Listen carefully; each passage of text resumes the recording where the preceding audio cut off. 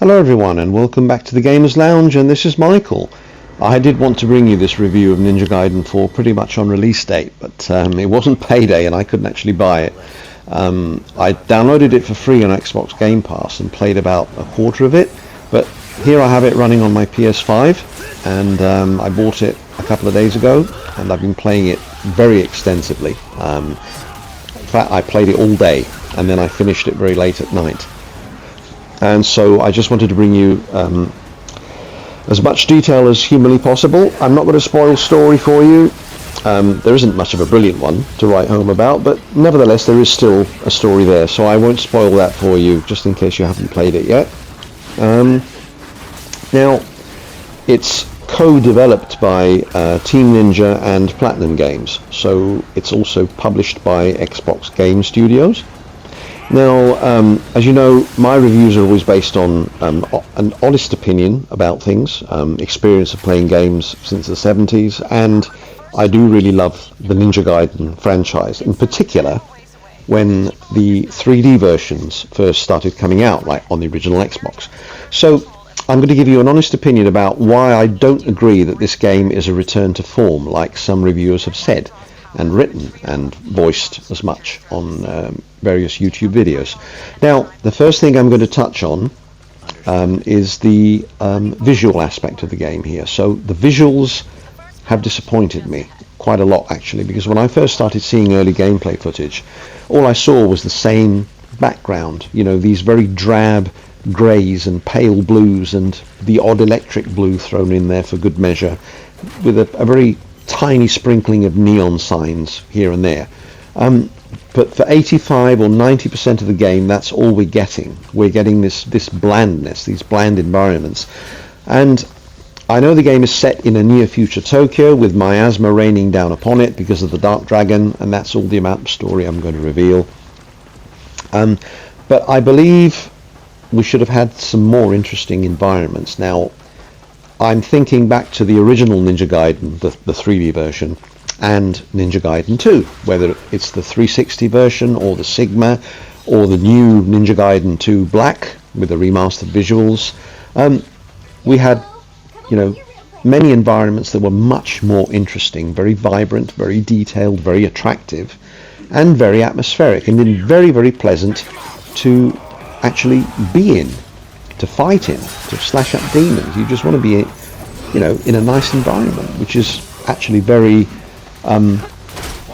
fitting with the game's theme. And I'm talking, you know, like Japan. I know this is Japan because we're in Tokyo, but it's a near future Tokyo, pretty much unrecognizable, I'd say, because you could have set this anywhere and it would look the same. You get these very drab, bland skyscrapers and incessant rain because of the miasma. Now, the other thing I don't like is this gimmicky traversal section. There are quite a few of these. It's not just rail grinding. You get to ride on air currents, you do some swinging, some wall running, then you have to combine the lot into a combo. You play as Ryu Hayabusa in a few levels, and one or two of which you're actually riding on a surfboard within the sewers of the underworld. I think, oh, seriously, ninjas ride on surfboards? And I know that it's been said that these traversal sections were put in there to take a break from the action, but as Ninja Gaiden fans, including myself, know, we don't want a break from the action because it's the incredible, intense, sometimes intense combat and methodical combat that rewards your skill, and it makes the game so addictive. It's a bit like, for example, if you play a Dark Souls game, wouldn't it be ridiculous if they put, you know, grinding on rails sections, or, you know, I don't know, riding on a biplane? Oh, it's just to take a break from the action. You don't want a break from that type of action, because it's that particular type of action which draws you into the world of Ninja Gaiden. It's because you're a badass ninja and you're slashing up demons and fiends and monsters and, you know, the odd human here and there that wants to get in your way and thinks he's stupid enough to take you on. That's the attraction of the Ninja Gaiden franchise. It's all about the combat and the fact that you wield various ninja weapons, you have your ninjutsu skills, you're a true badass martial artist. That's what it's all about. So you know, why they included these traversal sections, I will never know. I just really didn't think much of them. But they're there. It is what it is, so we kind of put up with them. The thing that I do welcome, to a degree, I tried this game both with the accessibility options and without. Now, if you're a newcomer to the franchise, Ninja Gaiden 4 is a very good entry point for you, because if you turn on from the beginning of the game auto block and auto dodge, you can complete the game without losing a life. It's pretty good. It does make the game very accessible, and it's a good starting point, and you get a good flavour of what, you know, the fuss for Ninja Gaiden is all about.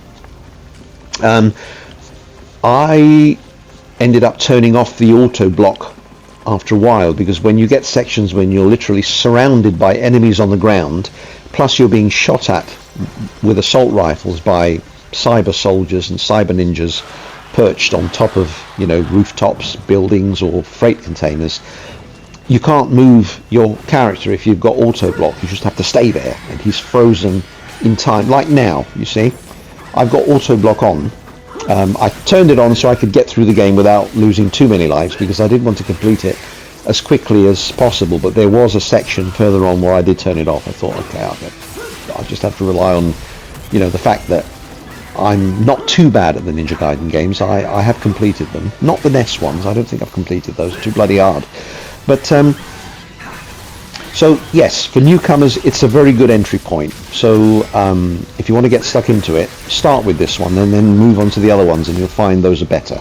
And I'll explain why they are better. First of all, you can get too much of a good thing, and when you're playing through this game, it's just combat encounter after combat encounter. But I mean, there's too much of it. It's so frenetic and so incessant and tediously long that you think, oh, more? Oh, come on. And then you have to fight bosses repeatedly. When you play as Ryu Hayabusa, you fight the bosses that Yakumo's previously fought. You thought, I've already beaten you, I have to beat you as Ryu. Why? We all know Ryu's the badass super ninja, the most powerful ninja in the whole world. You know, there's nothing that can take him down. You can pretty much call him a superhero. He's that impressive. But yeah, I think in Ninja Gaiden 1 and 2, yes, there is lots of combat, and I mean lots of it, but it's very methodical. It's not overly frenetic that it drives you potty, because there were times when there was so much of it here that I couldn't even find my character. He got lost in the crowd. And when there was somebody dressed in grey, similar clothing to Yakumo here, that was moving around, I was moving the controller around thinking it was him. I thought, hang on a minute, why is my health bar going down? Oh no, because that's not me. That's a demon that's, you know, detached himself from the crowd. And he's about to dive back in. Where's Yakumo? Oh, he's underneath that pile of people. Or monsters. And there you have it. And so you can get too much of a good thing. There's sometimes too much combat. I mean, really too much. Don't get me wrong. It's brilliant. I love it. And you love this type of combat. But, you know, this isn't meant to be Devil May Cry. And even that was more methodical and didn't have quite as much overly focused and clustered combat that drove you insane. Here's one of the environments that's a little bit different from the Tokyo city. This one is up in the mountains where you're going through a rainforest of some sort, but yet again it's still drab, you know, it's still a bit foggy, misty, still, you know, you think, okay, it's a bit different at least, but not that much so. I'm still bored with it. And this section is where you ride on air currents. This involves a different area of traversal.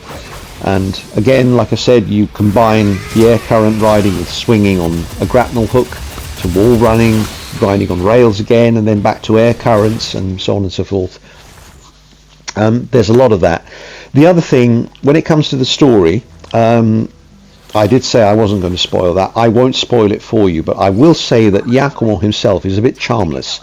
I know that Ryu was a man of few words, but the thing is, Ryu never said a single bad word in any of the Ninja Gaiden 3D games. He never did. He never uttered a single naughty word. He was able to cut down demons and anyone or anything with his choice words and his choice of words. formed into a very good phrase that would just quieten you and think, okay, I'm not going to argue with you. You're right, even though I don't want to admit it. Yakumo has dropped 2 or 3 F-bombs throughout this game, and don't get me wrong, I'm not being prudish, I swear. Everybody does. You have to get it out of your system. And yes, this is Ninja Gaiden 2 Black you're seeing. I will touch on that in just a sec. But there's an area where Ayane appears, and just to give him some help and support, and he turns around and just tells her to off. And I thought, seriously, why would you say that? That's a lady, and she's only trying to help.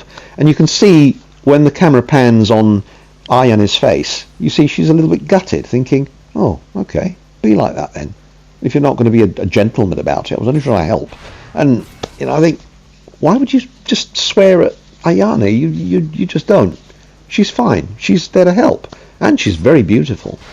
Another very beautiful protagonist is Saori, the High Priestess that you meet early on in the game, and Yakun was about to kill her.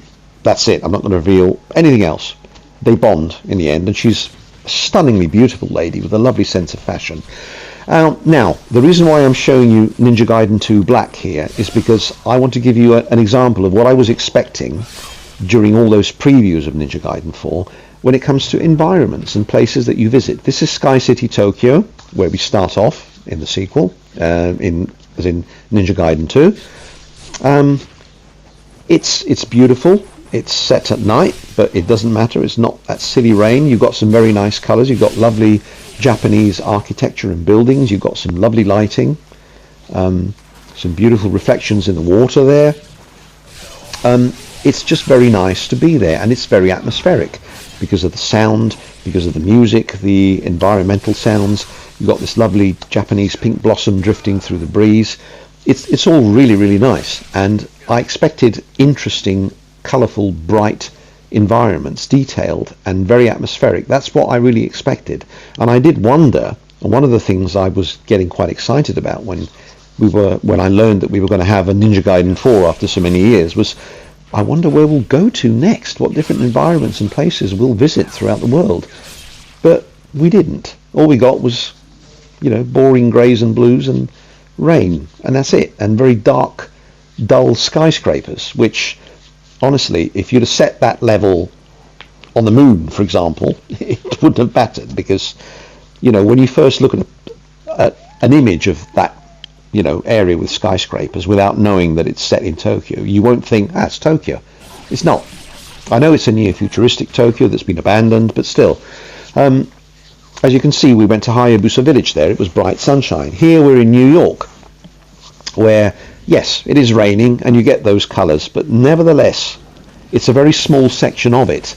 And when you visited this area, you think, it's New York, but look at it. Where are all the people? Well, I take it it's because of the fiends. They've, you know, rained chaos upon it, and everyone's just buggered off somewhere to sort of keep safe. But you still get your lighting, your neon lights, you know, it's still very interesting, it's still very detailed. And then after America, of course, you go to Venice. Yes, those of you that are returning viewers, you know I'm Italian, I'm from the south of Italy, but I've worked and lived in Venice, and when I heard during the preview of Ninja Gaiden 2 on the Xbox 360 that we were going to Venice, I thought, brilliant, and here it is. It's not geographically accurate, of course not, but nevertheless, when you're there, the first thing you think is, that's Venice, with the canals and that architecture, and they've got that down to a T. That's very good, and it's very interesting to see, you know, a ninja in Venice slashing up werewolves and winged demons and horrible little nasty creatures and ghosty fish. But it's, you know, it's a very interesting area that you're actually going to visit. It is beautiful, and here he is slashing up a few demons.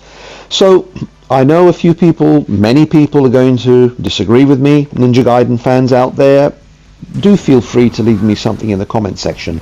I'm in no way, shape or form saying that this game's rubbish. Ninja Gaiden 4 is not rubbish. It's a quality action game, which is thankfully very accessible to newcomers, more so than the previous titles are. And it's something that you can get stuck into and play. There are lots of different weapons that you can use. You can switch between them on the fly when you're playing as Yakumo. And here's Ayane in Ninja Gaiden 2 Black. She's in Venice again, but this is Venice at night time. Now, I used to love going for walks in Venice at night, and I can promise you, without a word of a lie or exaggeration, that area that we're looking at now, okay, that's very, very similar to, those certain less touristy areas that you go to, and it does look exactly the same at night time. It looks like it does in the postcards, sometimes more beautiful than that. So here's Ryu slashing up demons in an American subway. He'll emerge dockside where there's a raging sea and a bit of rain, but nevertheless it's cool, it's good, it's dramatic, it's atmospheric, it's absolutely brilliant. And when you visit the underworld, the architecture, if you can call it that, there is also very, very good. So my verdict is, from the point of view of being a good action game, Ninja Gaiden 4 from me gets a 7 out of 10. You've still got your thoughtful combat, it's still very good, it's still very focused, maybe a little bit too frenetic. I would have done away with the traversal sections myself. But anyway, thanks for stopping by, and let me know what you think. Ciao, ciao.